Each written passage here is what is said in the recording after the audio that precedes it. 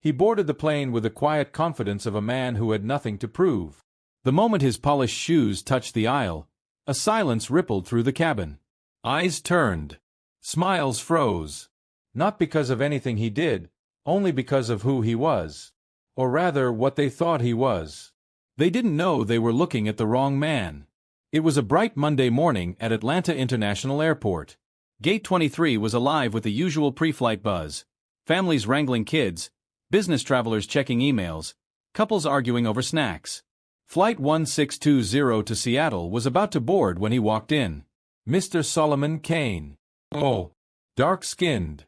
About 62. His black three-piece suit was so sharply tailored it seemed to slice through the air. Italian leather shoes. A subtle gold watch. Calm, piercing eyes that hinted at a lifetime of stories. He moved like a man used to being underestimated, and unbothered by it. As he approached the gate, a young agent smiled. "Welcome aboard, Mr. Kane," she said. He gave a silent, kind nod and stepped through. A few rows into first class, flight attendant Candace Ray noticed him. Candace, a woman in her mid-30s, blonde, rigid, and always by the book. At least, her version of it. Today, the book was thrown out the window. Her eyes flicked from his suit to his skin. In that moment, she didn't see a distinguished traveler. She saw a threat. As Solomon slid into his window seat, Candace swooped in. "Sir," she barked, her voice sharp. "This section is for first-class passengers only." "I know," Solomon said calmly, his voice even. "That's my seat." Suspicious, she snapped. "Ticket, please." He handed it over without a word. She glanced. 2A. Exactly where he belonged. Still, she couldn't let it go. "This must be a mistake," she muttered to herself, shoving the ticket back like it was tainted. Then she stormed off toward the cockpit, whispering frantically to another flight attendant. Passengers nearby started shifting uncomfortably. A man in 3C shook his head. A woman clutched her purse tighter. Solomon simply stared out the window, a portrait of patience. Minutes later, Candace returned, walkie-talkie in hand, her voice loud enough for the whole cabin to hear. "Sir, I'm going to have to ask you to step off the plane. You're making passengers uncomfortable." "What have I done?" Solomon asked, still calm. Her voice sharpened, venomous. "You people are always trying to sneak into places you don't belong. Now leave before I call security." The cabin gasped. Someone dropped a coffee cup. Phones came out. Recordings started. But Candace was just getting started. "You think wearing a fancy suit makes you one of us? You're a security risk." That's when Solomon finally rose. Oh, unshaken, disappointed. "Ma'am," he said softly, "I suggest you take a moment and think very carefully about what you're doing." "I don't take orders from you," she snapped. Before another word could be said, the intercom crackled to life. "Candace Ray, report to the cockpit immediately." The passengers watched as she marched away, mumbling under her breath.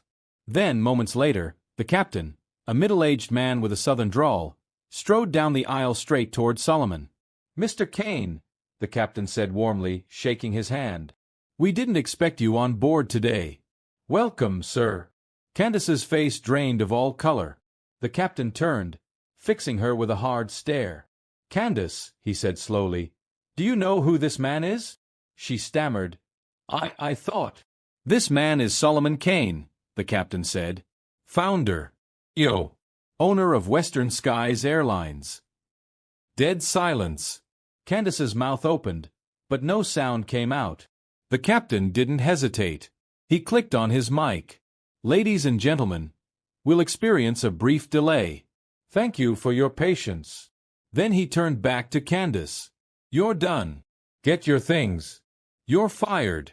Effective immediately." Candace tried to protest, but he cut her off sharply. "You don't treat anyone like that. Not on my airline. Not ever." Security escorted her off the plane. A few passengers clapped quietly. A woman in 1D whispered, "About time." Solomon sat back down, once again looking out the window. Unbothered. Unbroken. But the moment had changed everything. Hours later, As the plane cruised westward, a small voice from across the aisle broke the silence. "Sir." A teenage girl with a blonde ponytail and braces leaned over. "Why didn't you yell at her? She was so mean." Solomon smiled gently. "Because when the world expects you to lose your head, the most powerful thing you can do is stay calm. That way, the truth gets louder than the noise." The girl's mother smiled and nodded. All around him, passengers began to shift, leaning forward, eager now to listen, to learn. An older man behind Solomon spoke up. "I've worked in hospitality 30 years, he said, "and I've seen it all. But I've never seen someone hold the line the way you did." A woman nearby wiped a tear from her eye. "I stayed quiet when I should have spoken up," she said. "I'm sorry." Solomon simply nodded, honoring the honesty. The flight was no longer just a trip, it had become a reckoning. When the plane landed in Seattle, a sleek black town car waited by the tarmac. But before Solomon could leave, Candace was there. No uniform, just jeans, a hoodie, and swollen eyes. "Mr. Kane," she whispered. "I'm sorry. Truly." He waited, letting her speak. "I judged you. I saw only your skin, not your humanity. I don't expect forgiveness, but I needed you to know that." Solomon's voice was steady. "You don't owe me an apology," he said. "You owe it to every child who thinks they don't belong because of people like you." Without another word, he stepped into the town car and was gone.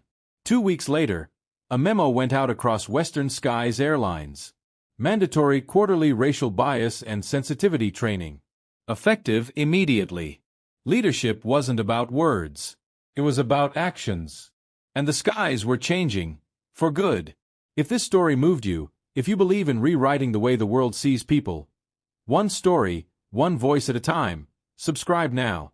Because some stories deserve to fly farther than ever before.